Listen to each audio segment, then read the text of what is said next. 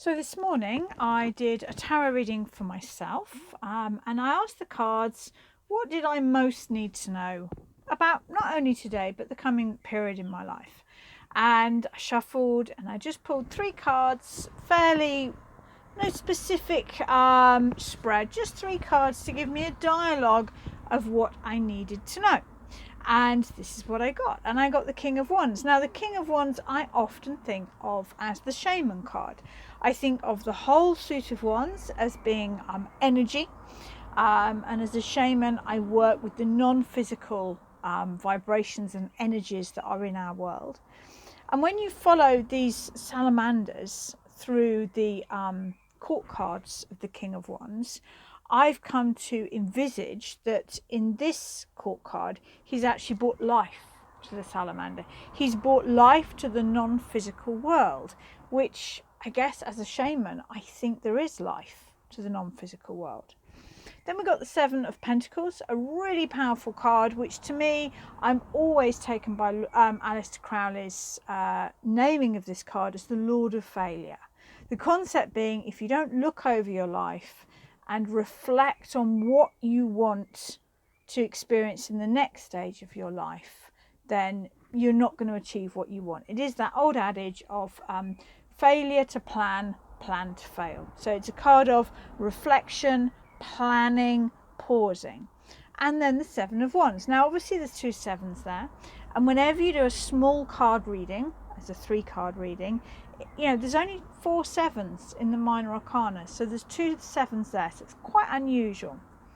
But I'm now linking, and there is a point to my sharing this, I promise you. I'm now linking the King of Wands and the 7 of Wands. Sorry, the King of Wands and the 7 of Wands. That's right.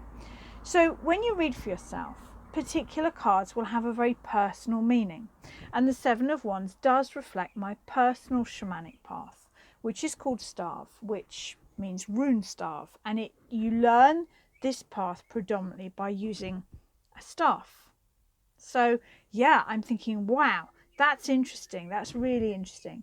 It felt like an important reading because it just really seemed to reflect where I am right now. And, sometimes you look at a tarot reading and you think, gosh, that really is very accurate of how I'm feeling or what I thought would be there. And to me, that's a bigger reading. And the best way to look at a bigger reading is to leave the deck out, leave the spread out, take a second deck. If you read tarot, I have no doubt you've got more than one deck. It's a bit of a collector's club, right? Look at the cards. Ask, what do I need to know about this? Shuffle your second deck and do the same spread on top.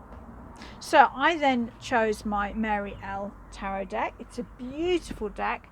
I don't use it for professional readings because I think as a professional, I need to know every card intimately, and I have not had the time to get to know this deck so well. But I shuffled my Mary L deck and I started to lay the cards, and there we have the King of Wands. Very similar to to me, it really makes me think of the Hanged Man from the Rider-Waite deck, where he seems to glow from an inner light. And when I've worked with, I don't normally see auras, but when I've worked with people shamanically and I do see an aura, it's as if they glow from behind and inside. Beautiful card. So I'm like, okay, King of Wands, same card, same position. Fascinating. Really saying that I need to step into my shamanic work right now. The middle card, I've gone from the Lord of Failure. I'm not suggesting the 7 of Pentacles means you will fail, but it's a gentle warning there that you need to pause and plan.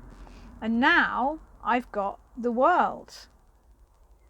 Successful outcome, completion. A sense that if I pause now and plan and reflect and get it right, then I can find the success in life, which is on many levels that I'm seeking, because no card suggests better completion, better success than the World. And the third card that I pulled for the third part, an absolutely beautiful card, and it is 7 of Wands. And so to me, and I've done this before, I've done 9 card readings for a client where I've left the original spread out, taken my second deck. If I'm doing it with a client, I will be using Druidcraft and Rider-Waite, shuffled it, laid the same spread on top, and I've had 3/4 of the cards the same. I've had every card reflecting the base card. You know, it's a really powerful way to deepen and unlock a spread. So what I'm going to do in the next few days, I will demonstrate again this idea of layering the same spread with 2 decks, because it's just such a beautiful way to read tarot. So this is just a mini introduction. I will be back in the next few days to do a more in-depth demonstration of this technique.